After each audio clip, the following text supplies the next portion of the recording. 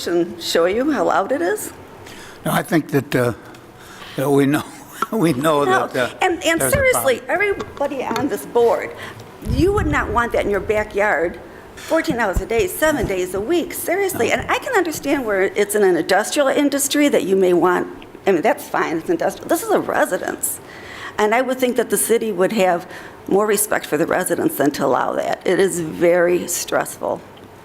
Well, I think, first of all, I think that we've tried to make it so that they can complete their work in the shortest amount of time. And this is probably the period that is the most evasive from the standpoint of all the trucks and everything else. But, you know, we've all gone through this. Every subdivision that's been built in the village, we've all gone through it. You have to understand, they haven't even started construction yet. Well, this is just land clearing. well- I can't even imagine when they start pounding 14 hours a day, 7 days a You week. know, that same thing happened in your neighborhood before you moved there. I'll bet you they were working on those I have to buildings. say, but shame on you for allowing that.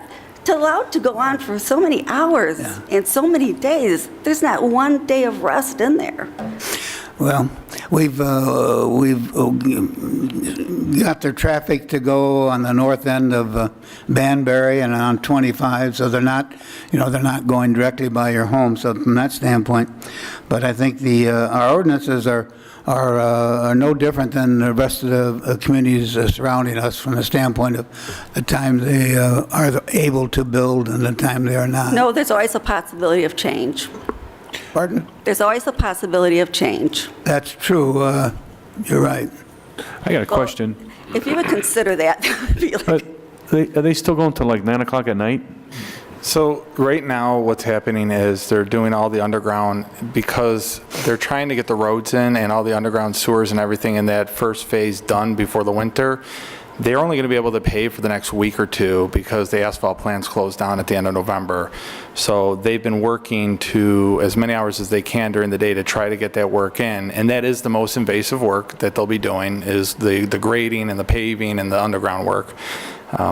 Our staff here has been working with them to try to keep the truck traffic away from Ridge Road. They've been using Banbury, which we want them on 25, but we've been letting them use Banbury periodically in order to get more trucks on so they can get done with this project faster because we know it's invasive. The should be done, I believe John Laskowski, our Public Works Director, said they're planning to pave some sections as early as Wednesday, weather permitting. So when this month is over, it should subside substantially because over the winter they're not going to be able to do any paving. So it is a lot right now. it is a lot. But I will say this, we have looked at other towns. We're in line with the other towns and what they allow for construction. Be different. I mean, respect your residents, respect your citizens. I mean, that's not good. And as far as they start at 5:30 in the morning sometimes, just FYI. Correct. They've done that several times. Based on what you're saying, we've had that complaint, and our Community Development Director's not here, but we've been in contact with the developer, D.R. Horton. They are not supposed to start till 6. We've actually worked with Dave Fisher, our Chief of Police, and we've started as of last week. We do send the police out there periodically to actually check to see what time they're starting, so that if they are starting early, we can go to the developer and make sure they're not doing that anymore. But we've heard the same complaint, so we are working with it. And please consider, they haven't even started building yet. When they start the hammering, and that's, can you tell? I'm like a wreck. I mean, it's 7 days a week. I would ask that you would just please consider it. Sure. Okay. Thank you. Thank you. It should end soon. Have you noticed all the trees they've planted? Yeah, and all the trees they took down, the beautiful oaks. All right. Don't even get me started. Well, thank you for coming in. We know it's not the easiest for you, but we all hope that it's going to be done soon, which I think this part of it will be done. But that's part of what we have to put up with if we're going to grow, I guess. Thank you. Any other comments from the board? Trustee comments? Consent agenda? Motion to approve. Second. Discussion? Clerk, call the roll, please.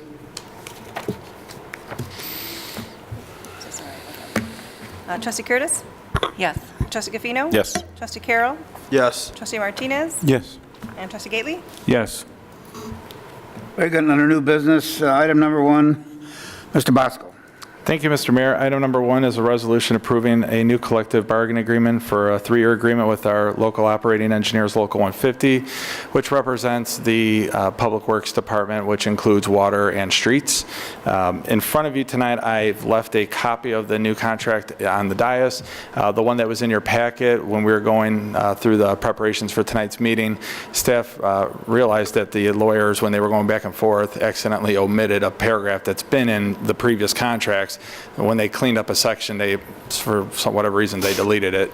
So they put it back in. So that's not different than anything that's been in the previous contract. It was just, it was a typo, essentially. So I wanted to make sure that you saw the final contract. That was in section 4.9. It was the intro to that section. That being said, if you have any questions, I'd be more than happy to answer them. Motion to approve. Second. Discussion?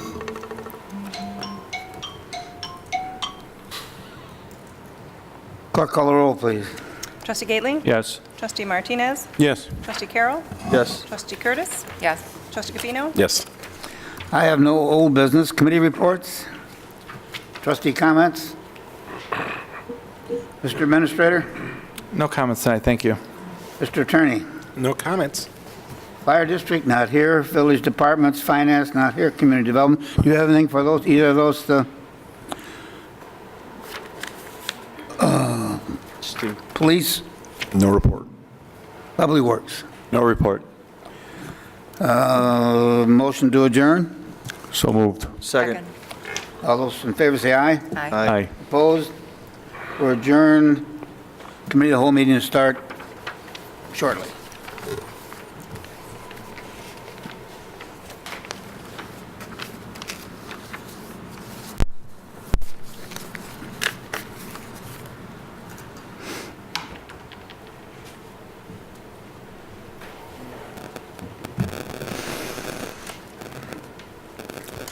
I'd like to call the order of the Committee of the Whole meeting of Monday, November 19, 2018.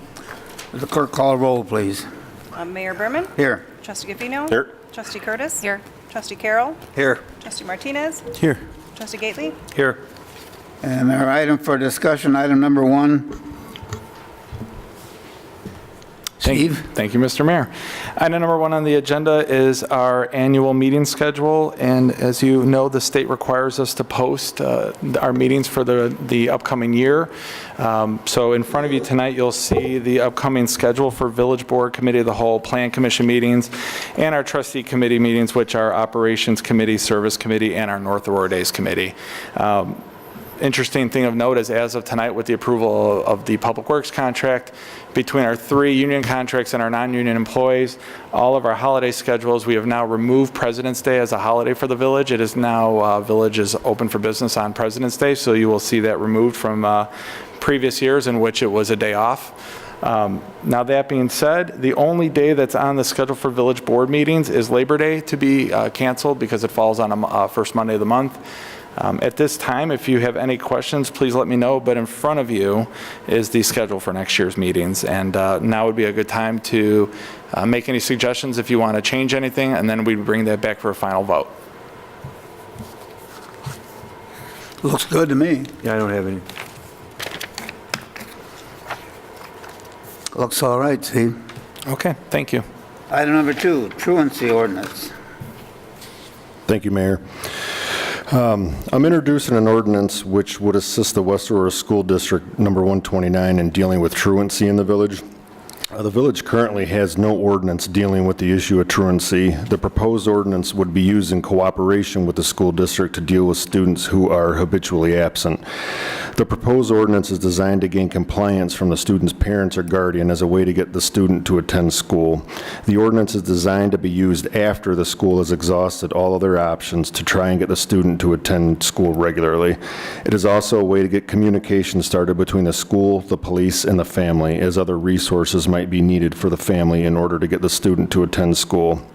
Without this ordinance, the police really has no means of holding anybody responsible for the student not attending school. The ordinance is not intended as a means of punishment, but as a way of getting assistance to families that might need help dealing with issues related to their child attending school. Basically, compliance is what we're looking for.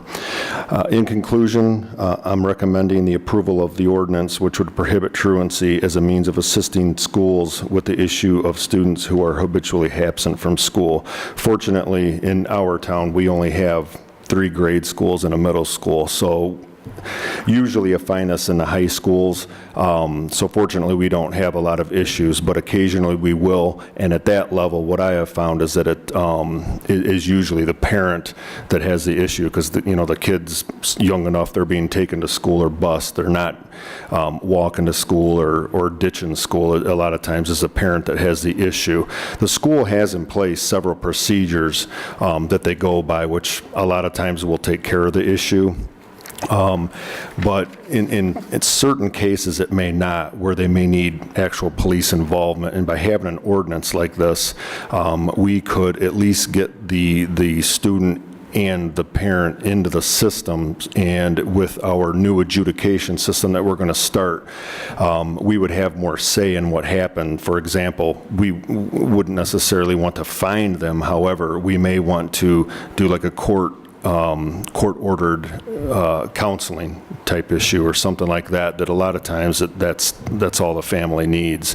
So that's what we're looking for in the ordinance. I certainly do not want people to think that that we're out to find truant kids or anything like that. We don't know who they are. We would have to be notified by the school first. It's not something that the police are out looking for. It's just to use in cooperation with the school if they were to need something above and beyond what it is they can provide. I have a question.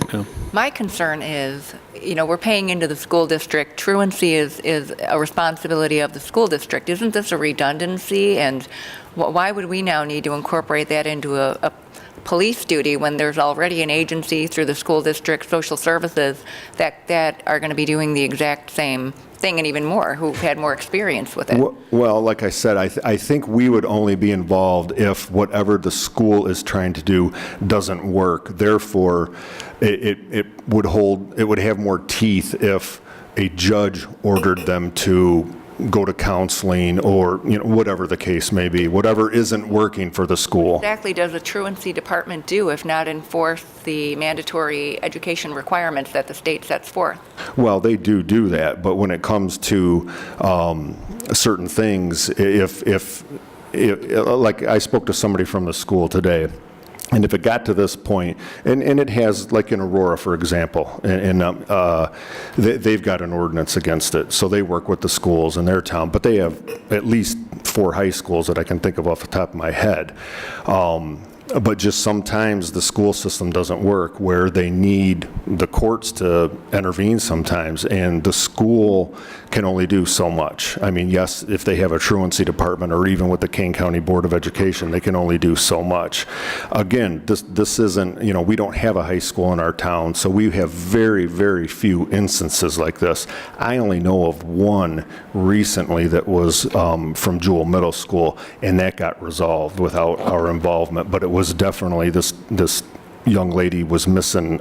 She was basically never at school. It turned out to be a parent issue. They took care of it. Again, we will only get involved when absolutely necessary.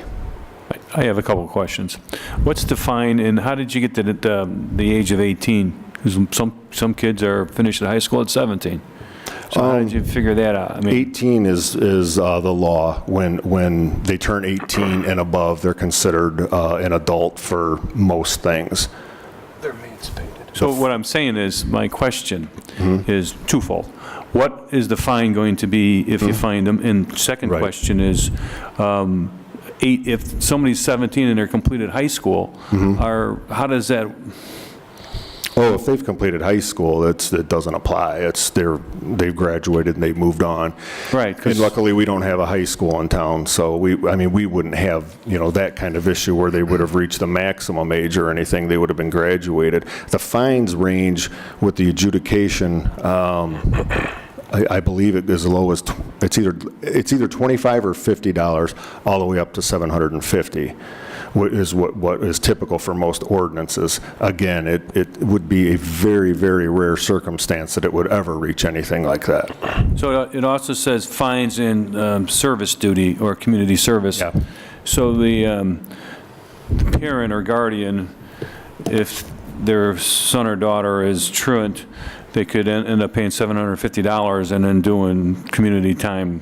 I doubt they would do both, and again, that would be so rare. The main thing is compliance, and a lot of times these issues are brought about that counseling or something like that would take care of versus a fine. I mean, I'll give you I checked in with Aurora, and like I said, they have at least 4 high schools that I can think of that are in their jurisdiction, and in 6 years, as far as guardians or parents go, in 6 years, they only wrote an ordinance violation to 6 parents in 6 years. And they have, look at all the schools they have in the whole city of Aurora. That's not just West Aurora School District, that's the whole city.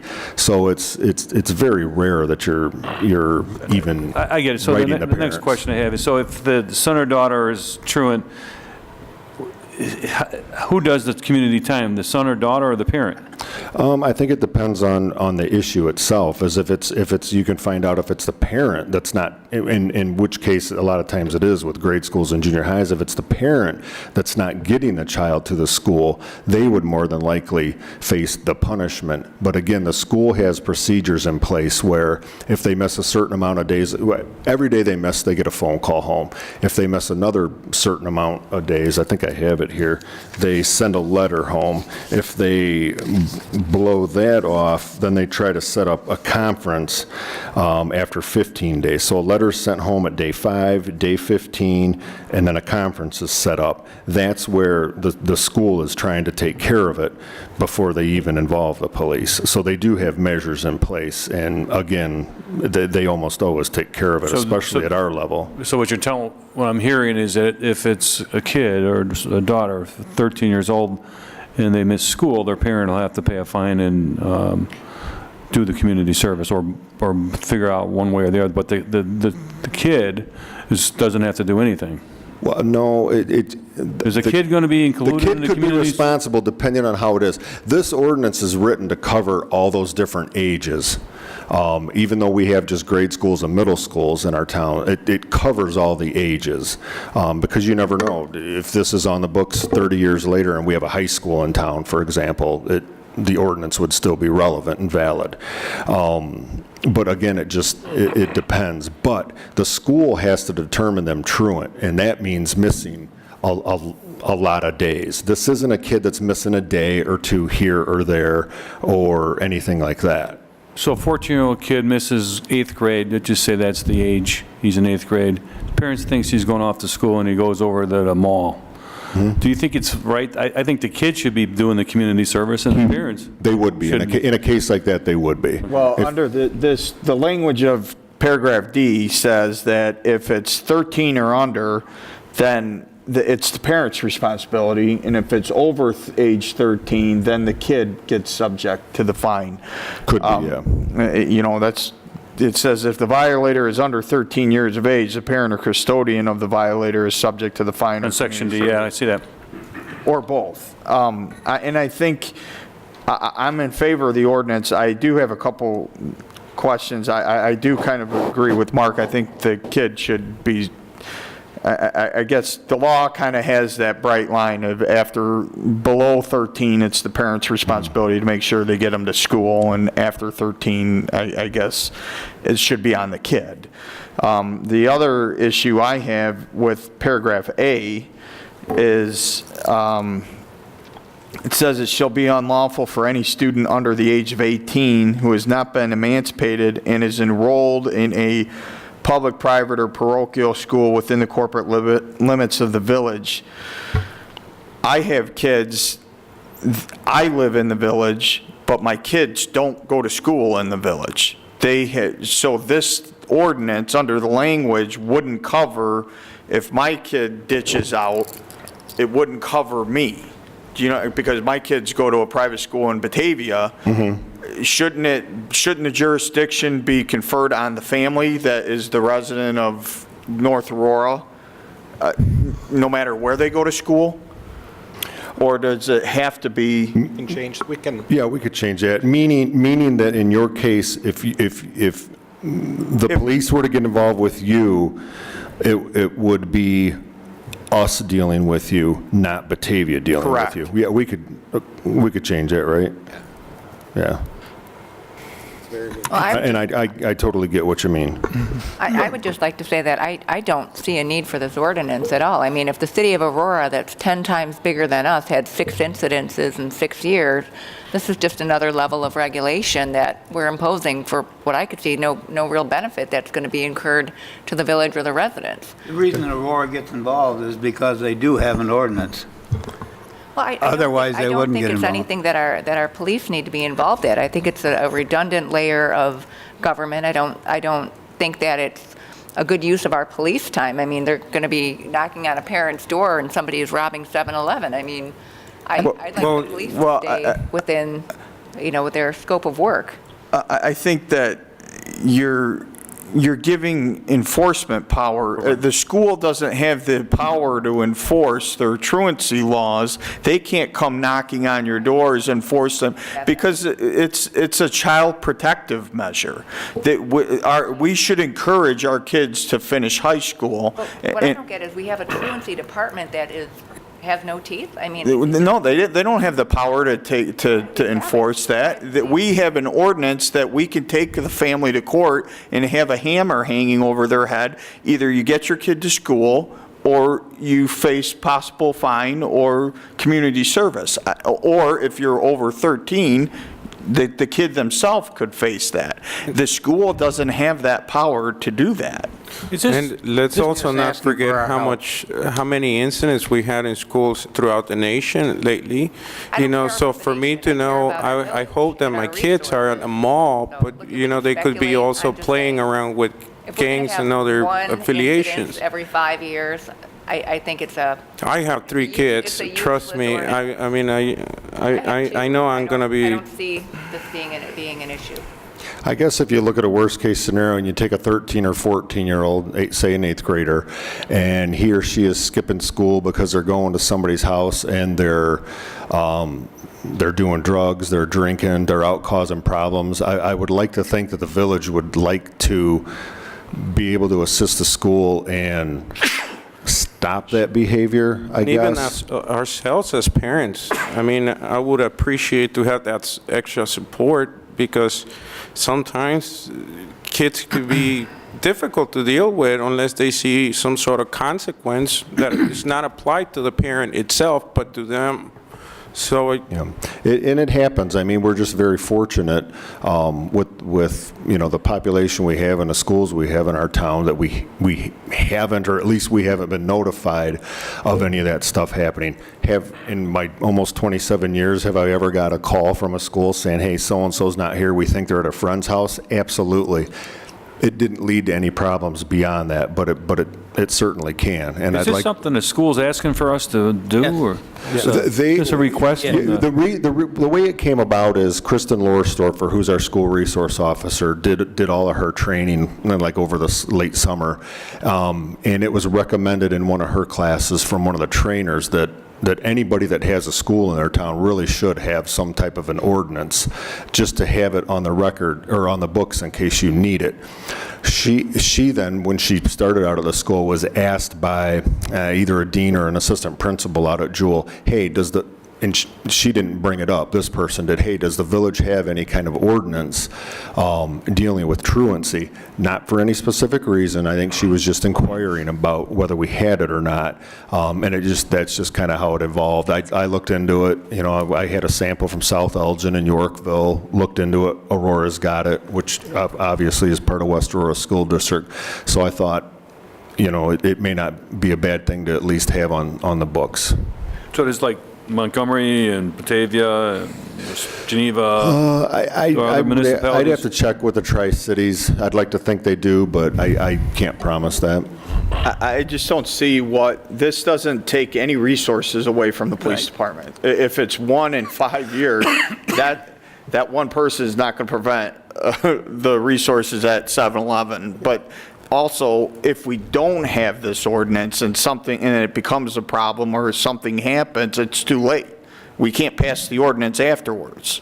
Yeah, and this is something that the school resource officer, that she would, take care of because she's in the school. She's more than likely the one that would be notified of it. This would just be part of her duties. Again, it would probably rarely happen, but if it does, we've got the Well, the other thing resources is there. too, just knowing, the parents knowing that this is out there may influence them to comply and know that they may go to that. possible. So I'm for it. I think it's fine. I don't think it's going to take a lot of resources. And if the school's asking for it, they're kind of the experts are wanting it, so. And I know when it was brought to the Services Committee, Trustee Lowry had asked about adding something in with how it's in cooperation with the West Aurora School District so that 20 years down the road, the next chief of police or whoever doesn't look at it and be like, oh, you know what, we can start writing kids that are, walking down the street that aren't in school that day.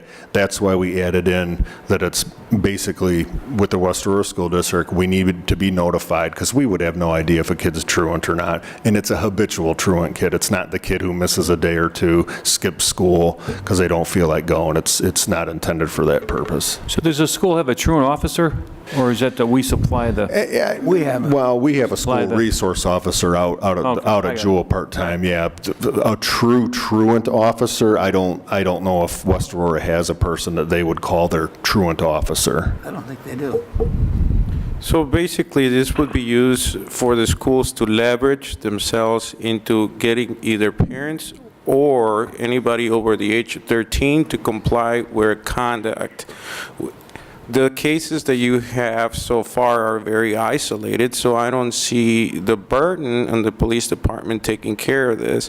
Now, I also see the upside of this with being more secure and actually assisting the parents when you have a troubled teenager or troublesome kid, which we could all have. Sure. I mean, me, myself, with my 3 kids, they make it to school because we wake up in the mornings. Yeah, and you're right, you could actually, good point, you could actually be helping the parent out too in some of those cases where the kid is out of control or whatever the case may be, and beyond anything that the school's going to do to him or her. I have another question. So do they get a warning, or they just get a fine right away? How does that go? Well, the school would do their procedures first, and then if it got to the point where nothing was working with them, then the next step would be to our involvement. Fine and/or community service? Possibly, yes. Counseling. Or counseling. Anything court ordered, yeah. I mean, we have, especially the school resource officer, she's got tons and tons of resources for families, for students, for anybody. Well, it could be just like any other ordinance violation. Once you get them in the court and you get them to comply, you don't necessarily, you have the discretion to remove the fine. Yeah, then it can be dropped. Once they've They complied. complied and you're done with it, right? Which is what we're looking for, ultimately. If I have this right, in all the conversations I've had with Chief Fisher, I want to make sure, because Trustee Carroll brought it up about the parochial schools, but it's my understanding that it's the school where it originates, that it's that responding police department. So if this happens at West Aurora High School, even if it's a North Aurora resident, it's the Aurora Police Department that deals with it currently, not the North Aurora Police Department. It's possible, but in order to actually write the ordinance, it would more than likely have to come from us. But we would be notified, that, hey, you've got a student living in your town that goes to, say, West High, and, we would go from there with it. So, but we could always change the wording if need be to make sure that it's covered, either way. Well, under Aurora's current ordinance, did you say that the city of Aurora currently sends a police officer to North Aurora if it's a North Aurora student, but a West Aurora High School issue? They may have. I don't know for sure, Steve. I hate to answer that either way. Okay. So I have another question. So say a 17-year-old kid who goes to West High, doesn't complete school, is off doing a job, and all of a sudden he gets, is he going to be affected?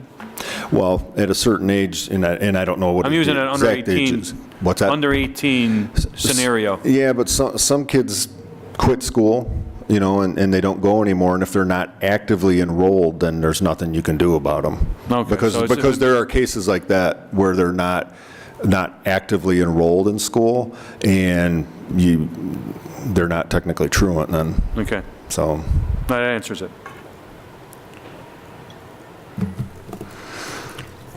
Any other discussion? I'll make the changes that were suggested and get that to the chief. I think it's a majority in favor.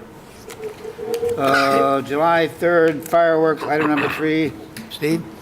Thank you, Mr. Mayor. Item number 3 on the agenda is our July 3rd fireworks display.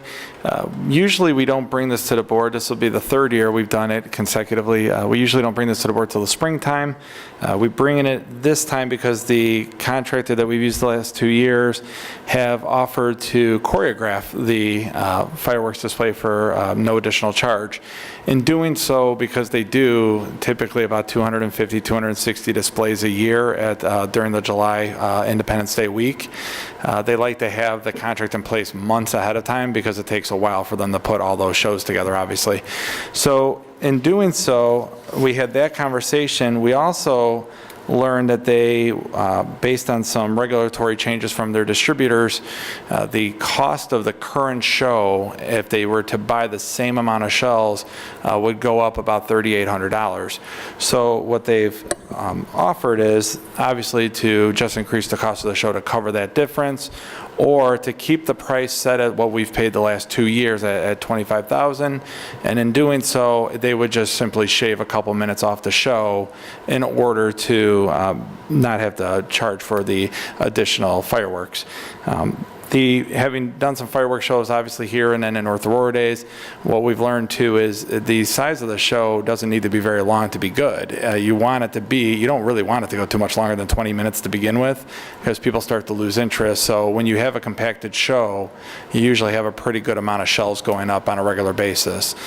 So that being said, what the staff wanted, since we have about 7 months, we wanted to give the board the options to keep the current company and either pay the upcharge and keep the show at about 20 minutes, or to keep the current company and shave keep the cost flat and drop the show about 2 minutes off the show. And then the third option would be to go out and solicit new proposals for companies for $25,000, the same price. And the other thing we'd ask for is if you would like music or not. If you add music, it does shave another minute or 2 off the show, but that's because they fire more shells up more frequently to match the music. So you actually get a heightened show, but it's a slightly shorter show. Also wanted to point out too that we are working, as we've talked, as I've notified the board, we are working on the event itself. With the last 2 years we've had bands. We are looking to have another band come on the park. We're looking to increase our speaker system a little bit to make it a little bit easier for people to hear. We heard that the sound wasn't good, but we are trying to do this as a whole community night as opposed to just the fireworks. Hey, Steve, I have a quick question. Yes. Is this the same company that does North Aurora Days and the 4th of July?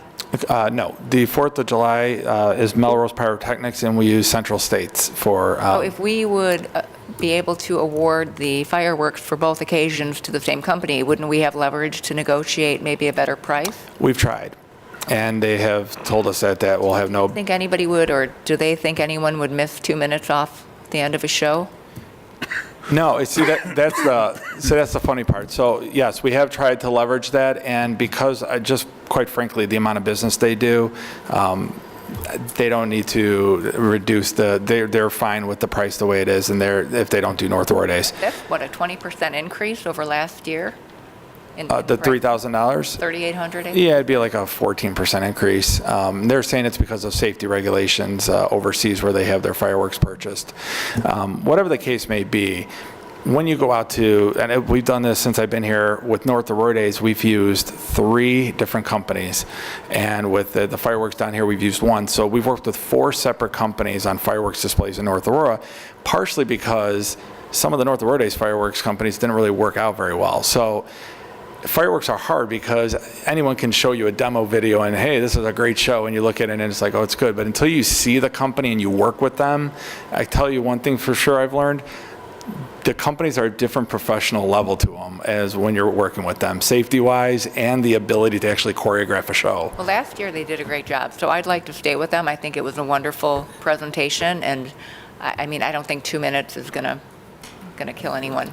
Our show was 20 to 21 minutes last year. I timed it, and then they said it was 20 minutes. I think I had it around 21, give or take. If you to put that in perspective, our North Aurora Days fireworks show, which is a smaller scale, lesser of a show, but it's typically 18 minutes long. So, anyone who's seen it at North Aurora Days, it seems like it's a fairly decent length of a show. I like to show when there's more shells going off with the music than sporadically a rocket going off. That's just my opinion. And I did like the company that we used last year. So I want to add something. Prior to Steve coming here, myself and I think another trustee were kind of responsible for the fireworks, so we did some research, and the feedback we got from everybody that Melrose was kind of the benchmark company. So there's probably some of that in there why they're not really coming off the dollar amount, because they don't need to. They have a lot of business.